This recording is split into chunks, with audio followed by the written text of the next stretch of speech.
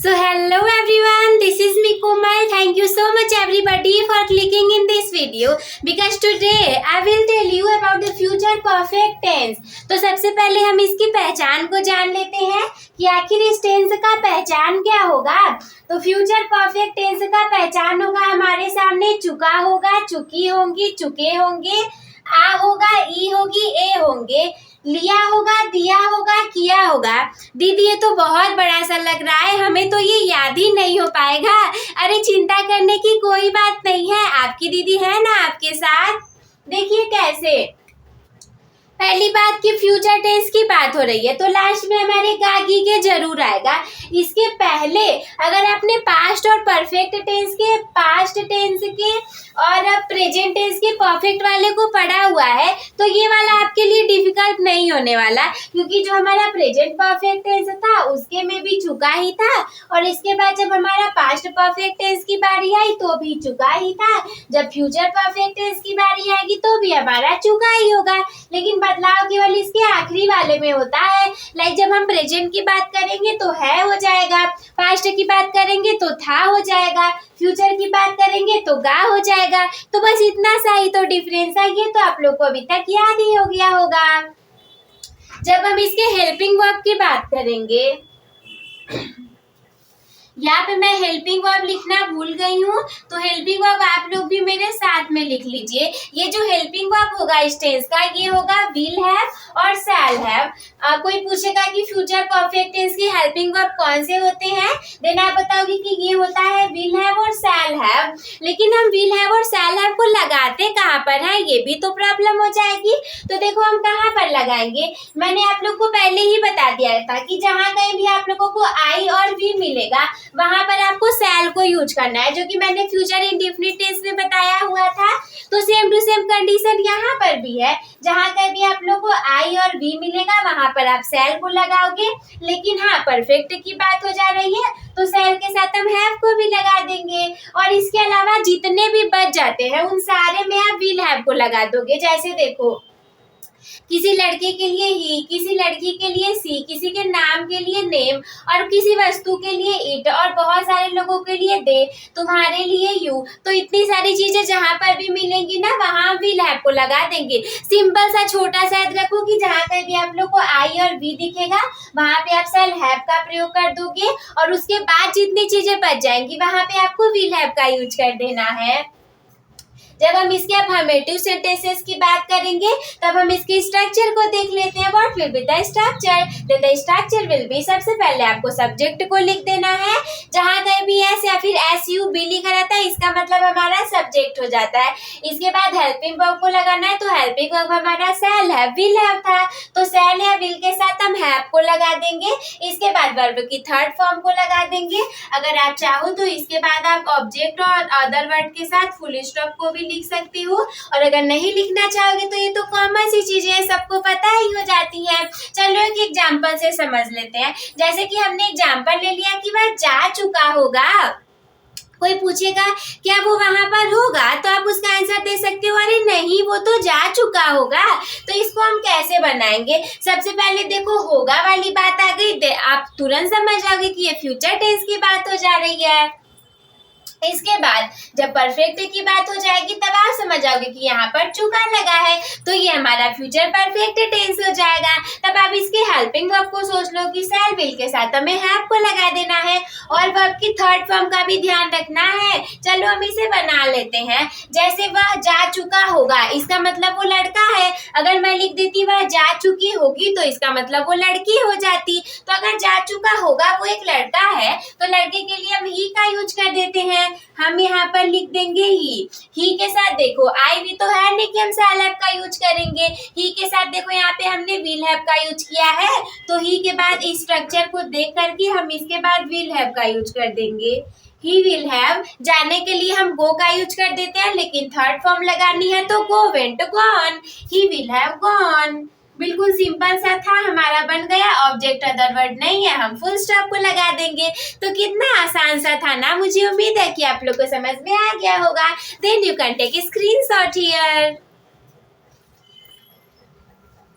So guys, further we will discuss about the negative sentences of future perfect tense. When we will discuss about the structure, then the structure everything will be same, but there will be only one change. That do you know what? It will be you have to insert not here. मतलब कि सारी चीजें same रहने वाली हैं, लेकिन अगर negative की बात हो गई तो आपको यहाँ बीच में नॉट को इंसर्ट कर देना पड़ेगा.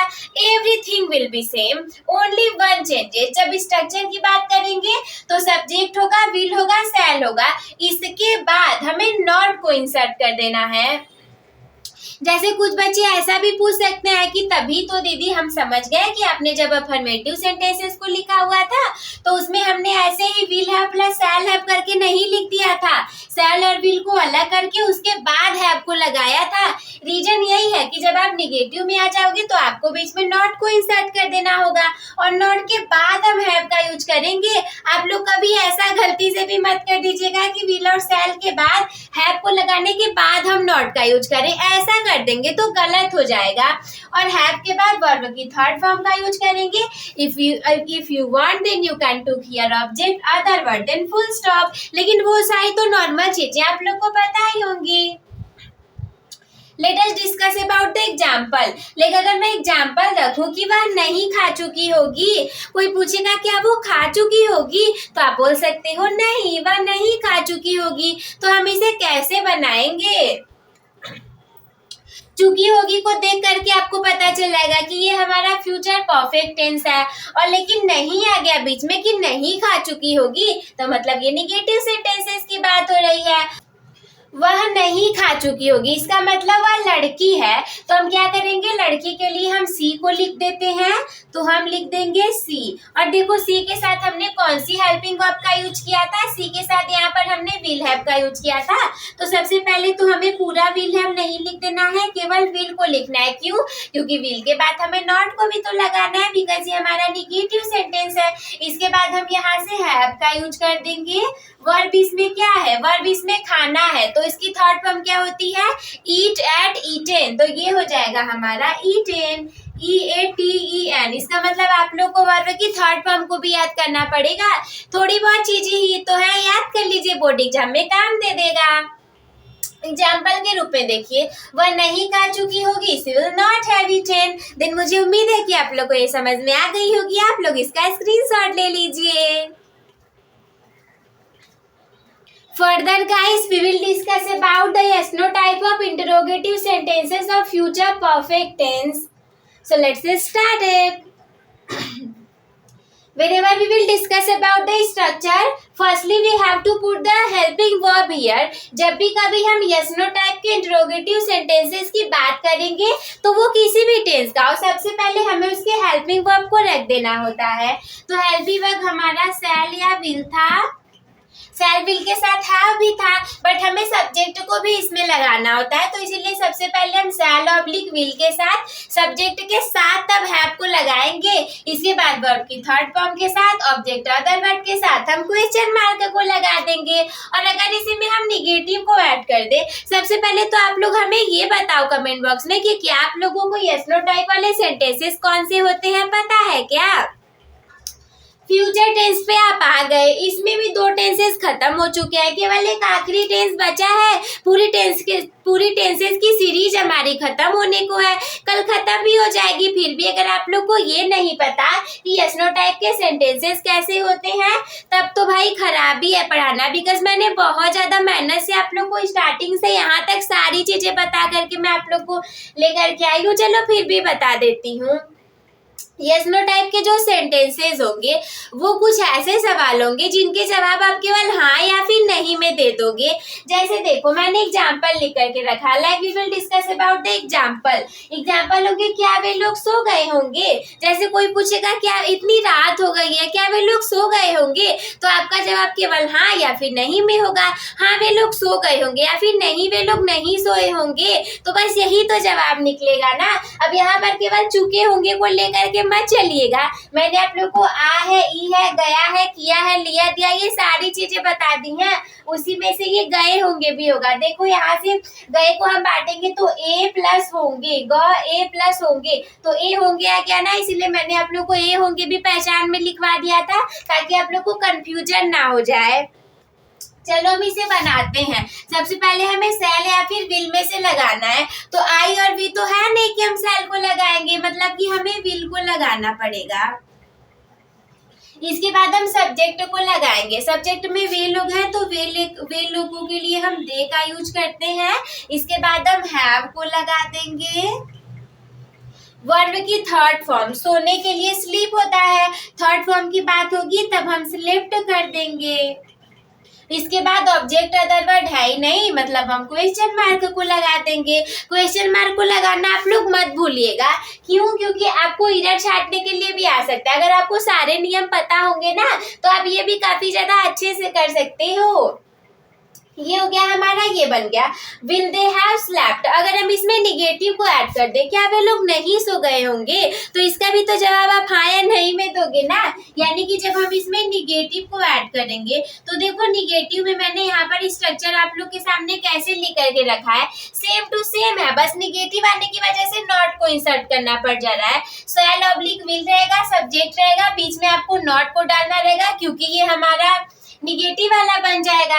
हैव वर्ब की third form, object other word, question mark, same to same चीजें, सेम टू सेम यही रहने वाला है। बस सब्जेक्ट के बाद नॉट को इंसर्ट कर देना। देखो ऐसे हम लिख देंगे विल दे, इसके बाद हैव को नहीं उतार देना है, सब्जेक्ट के बाद नॉट को भी तो लगाना है।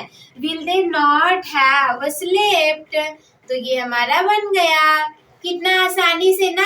अब बस हमारा एक WH फैमिली वाले वर्ड्स बचे हैं, हम उन्हें भी देख लेंगे और ये हमारा कंप्लीट हो जाएगा। तो आप लोग इसका स्क्रीनशॉट ले लीजिए।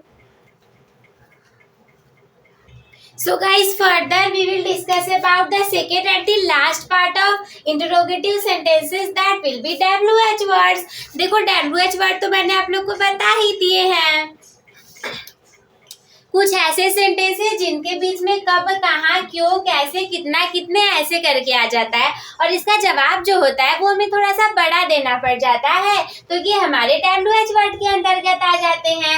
जब भी कभी हम स्ट्रक्चर की बात करेंगे तो क्योंकि ये हमारा WH फैमिली है तो सबसे पहले हम WH वर्ड को ही लगा देंगे।